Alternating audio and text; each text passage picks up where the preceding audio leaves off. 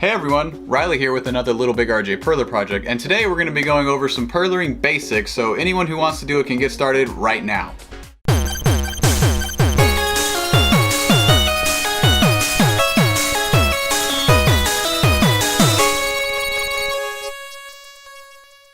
Some of you may be wondering what are perler beads. Well, what they are these plastic crafting beads that melt together to make pixelated art.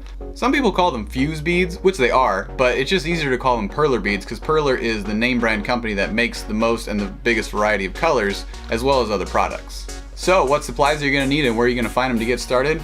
Well, what you're going to need are the beads, pegboards to put them on, ironing or parchment paper, and an iron to melt them all together.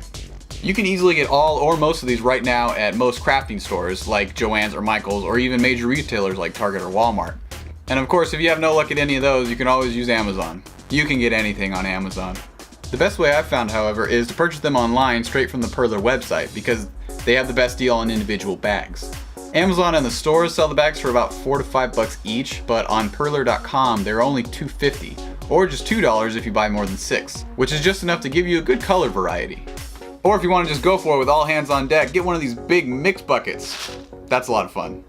There's lots of other things you can get on their website too, like other patterns for ideas or different containers for organizing your beads.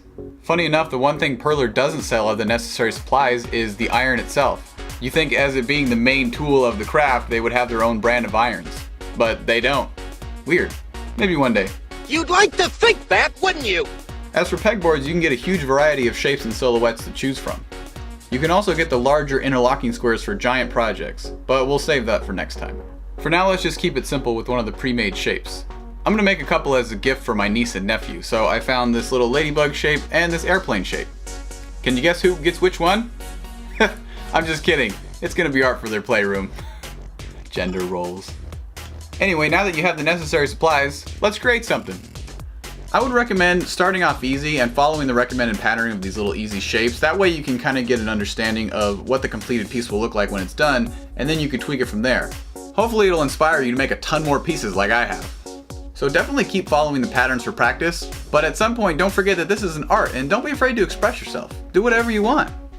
It's just like cooking. The first time you make something new, you should stick to the recipe. After that, you could tweak it the way you want based on personal taste. If you want to change the color and make it pink and lime green or pink bug or gold bug or whatever color you want, go for it.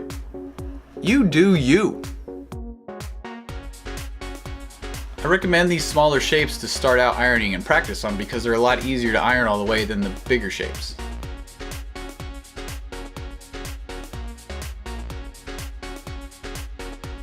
The last step is ironing, but before we get into that, I just want to say one thing. In case you're young or your parents have been doing your laundry your entire life, fun fact of the day, irons are hot.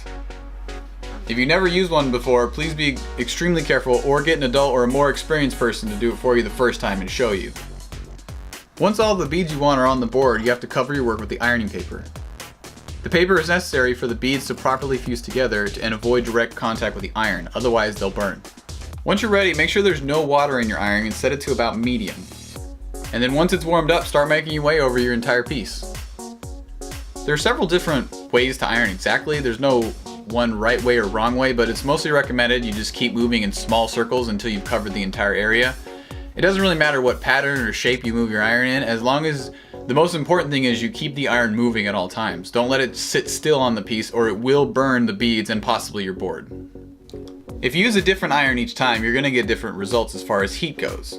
Some of the cheaper ones might not be as good, so they might take a little bit longer to melt all the way, or you might have to turn them up a little higher. But if you move slow enough, everything should melt pretty evenly in each area in about 10 to 20 seconds-ish on the beads. You'll be able to easily tell if they are melted together if you move the iron out of the way and you could see the beads starting melting through the paper. If you see a couple spots that haven't melted through the paper yet, focus on those areas a little bit longer until they do. But like I said, the more you do this, the easier it gets and the better you start to understand your tools individually. This is the one I've been using the whole time and I'm finally starting to understand like which certain areas heat up more than others, so I'm able to move it over smoothly and not hold it in one place for too long. When you're all done, or at least hope you're all done, either peel the beads off the board or flip the board over and see your art start to come to life. Just continue being very careful because everything will be hot. For best durability with the piece, make sure to iron both sides.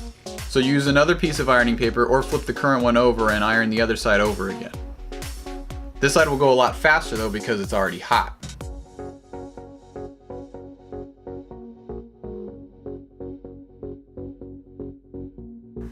And the most important lesson is don't be discouraged if it doesn't work the first time, because it might not, and it didn't for me either.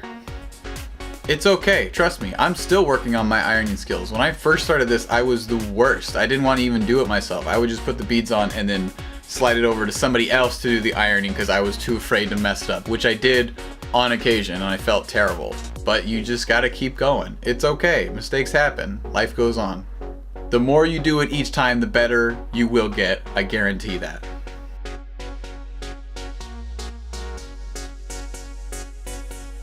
Some people like to place books or other heavy objects on them while they're cooling to keep them flat, but honestly I find this pretty unnecessary because it will continue to bend one way or the other, and if it does, you just iron that side to even it back out.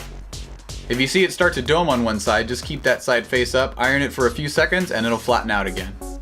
And if it bends too far, just keep ironing each side until you get it just right.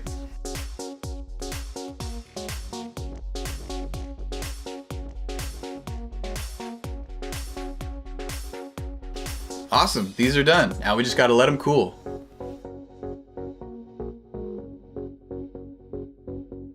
Congratulations, you made your first Perler project. At this point, you could do whatever you want. You could just let it sit on the shelf as a personal collector's item, or you can hot glue some magnets on it and put them on the fridge. You can display them however you'd like. If you are going to hot glue them to something, the same safety rules apply when ironing. Make sure you're very careful that you don't burn yourself, and if you're not sure, get a more experienced crafter or someone else to help you out if it's your first time. What I like to do is hot glue them to these little canvases that I painted. I painted green and blue, and then I just put them on here as little art pieces. I know I made the blue plane originally, but when I put it against the sky blue, I didn't really like the way it looked. It looked like it just faded away. So instead I made another one with these glow in the dark beads that are actually a lot of fun. I got the canvas idea from another YouTuber named Kyle McCoy and his YouTube channel, The Pixel Art Shop. It's a really amazing channel where he does a lot of pieces like this that far surpass mine. So if you like this video, you're definitely gonna love his channel. I'll put a link in the description below. Thank you guys again for watching. I hope this inspires you to make something and was easy to follow along. So if you do decide to create something, please share it, send it, tag me in it at LittleBigRJ. I'd love to see it and check it out. If you like this channel and want to see some more, please like, share, and subscribe, and feel free to post any comments or questions you have that I might address in a future video. Thank you guys again. Always express yourself. Bye.